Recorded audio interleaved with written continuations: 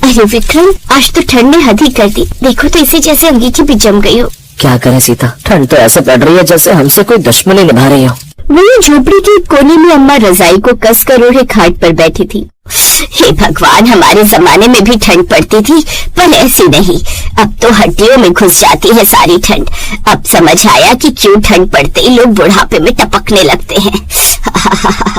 सुबह बाहर काफी कोहरा था और अब नेहा स्कूल जाने को तैयार हो रही थी, लेकिन उसकी ऊनी स्वेटर जगह जगह से फटी हुई थी, जिसमें कई छेद हो रखे थे। ये देख उसकी माँ बोली, बेटी आज बाहर बड़ी ठंड है और तेरी स्वेटर में भी छेद हो रखे हैं। ऐसा कर तू आज स्कूल जाना रहने दे। नहीं ना, आज तो स्कूल में सेंटा क्लॉज आने वाले हैं, वो सबके लिए गिफ्ट लाएंगे, तो आज तो मैं जरूर जाऊंगी। क्या पता वो मेरे लिए भी कोई गिफ्ट लाए हो। अगर सेंटा आएंगे ना तो मैं उनसे एक रजाई मांग लूंगी, ताकि हम सबको रात को ठंड में सोना न पड़े। ये सुनकर प्रज्ञा हल्की सी मुस्कान दबा गई। हाँ बिटिया, सेंटा आएगा, जरूर आएगा। प्रज्ञा ने अपनी बेटी को दिलासा दिया और उसे वहाँ से भेज दिया।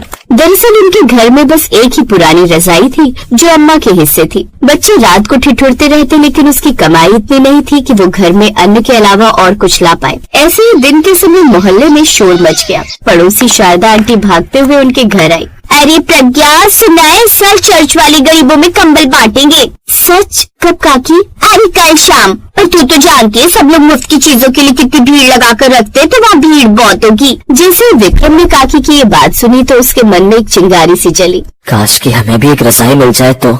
उस रोज नेहा स्कूल पहुंची, जहाँ क्रिसमस सेलिब्रेशन था, जहाँ एक आदमी सेंटा बनकर स्कूल में सबको टॉफी बांट रहा था। टॉफी देख सेंटा से मासूम नेहा ने कहा, नहीं सेंटा, मुझे टॉफी नहीं चाहिए, मुझे तो रजाई चाहिए। आप मेरे लिए नई रजाई दे दो ना, मुझे और मेरे परिवार को बड़ी ठंड लगती है। हमारे पास एक ही रजाई है जो पुरानी हो गई है और वो दादी के पास रहती है, वो बूढ़ी है ना, इसलिए। ये सुनकर वो आदमी बना सेंटा टॉफी देकर वहाँ से चला जाता है। मासूम नेहा उदास होकर घर आ जाती है। इधर शाम को गोलू अपने पिता से पूछता है, बाबा सेंटा सच में आता है ना? हाँ बेटा आता है, ठंड में तो खास आता है। तो वो हमारे लिए भी कुछ लाएगा?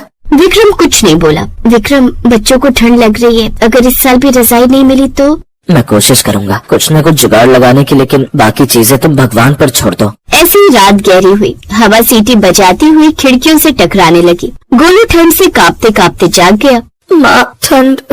प्रज्ञा ने उसे अपने पास खींच लिया, लेकिन एक ही रजाई में 4 लोग कैसे समाते। अम्मा ने धीरे से कहा, बहू ये लो, बच्चों को रजाई दे दो, मैं पुरानी शॉल से काम चला लूंगी। नहीं अम्मा, आपको ठंड लग जाएगी। मेरी हड्डियाँ अब ठंड सहने की आदी हैं और इन बच्चों को इसकी ज्यादा जरूरत है। ये सुनकर विक्रम की आंखें भर आईं। उस रात उसे ठीक से नींद ही नहीं आई। फिर अगली सुबह क्रिसमस था, जिसके चलते नेहा की स्कूल की छुट्टी थी। फिर सुबह होते ही विक्रम चर्च की ओर निकल पड़ा। रास्ते में ठंड ऐसी थी कि सांस से भाप निकल रही थी। वहाँ पहुँचा तो उसने देखा कि लंबी कतार लगी हुई थी। विक्रम पीछे भीड़ में खड़ा था। सबको मिलेगा, धक्का मुक्की मत करो। लेकिन विक्रम लाइन में लगा रहा। फिर घंटों बाद उसकी बारी आई। भाई आज कंबल खत्म हो गए। भाई घर में बच्चे हैं, माफ करना, जिनके नसीब में था उन्हें पहले ही मिल गया। अब उदास होकर विक्रम खाली हाथ घर की ओर लौट पड़ा। रास्ते में ठंड और बढ़ गई थी, मानो उसे चिढ़ा रही हो। आप आ गए जी, क्या हुआ, कंबल नहीं लाए? हमारी किस्मत ही खराब है सीता। फिर शाम को मोहल्ले में बच्चों का कार्यक्रम था। एक नौजवान सेंटा की ड्रेस पहन कर आया। नेहा और गोलू भीड़ में खड़े थे, उनकी आंखें चमक रही थी। सेंटा ने बच्चों में टॉफी बांटी, जिसे लेकर वो घर आ गए। नेहा ने घर आकर, माँ ये सेंटा टॉफी देकर क्यों जाते हैं? मैं कब से उनसे रजाई मांग रही हूँ, क्या वो रजाई लेकर नहीं आएंगे? हमें कितनी ठंड लगती है। पता नहीं बेटी, अब तो बस हम उम्मीद कर सकते हैं, क्या पता इस बार सेंटा हम गरीबों की भी सुन ले। फिर जैसे जैसे शाम होने लगी, ठंड और ज्यादा बढ़ती गई। उस रात हवा में बर्फ सी चुभन थी, जिससे अम्मा को खांसी शुरू हो गई। सीता, अम्मा की हालत ठीक नहीं लग रही। काश एक और रजाई होती तो माँ जी को ये पुरानी इस छेद वाली रजाई में गुजारा नहीं करना पड़ता। फिर प्रज्ञा ने अम्मा को काढ़ा बना कर दिया, जिससे उन्हें थोड़ी गर्माहट मिली। विक्रम और प्रज्ञा अब ठंड में बैठकर अपनी किस्मत को कोस रहे थे। मुझे लगता है ये सर्दियाँ भी हमारे बिना रजाई के ही कटेंगी। तभी अचानक दरवाजे पर दस्तक हुई। इस वक्त कौन होगा जी?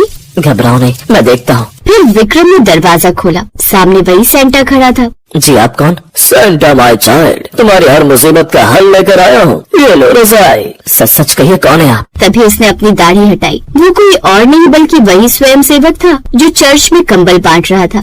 साहब आप, भाई माफ करना, आज तुम्हारा चेहरा याद आ गया। ये लो एक नई रजाई तुम्हारे लिए। रजाई? आप तो सचमुच हमारे सेंटा निकले। नहीं भाई, सेंटा तो ठंड होती है, वही हमें एक दूसरे की याद दिलाती है। प्रज्ञा ने रजाई थाम ली जैसे कोई खजाना हो। वो काफी बड़ी और भारी रजाई थी जिसकी गर्माहट काफी अच्छी थी।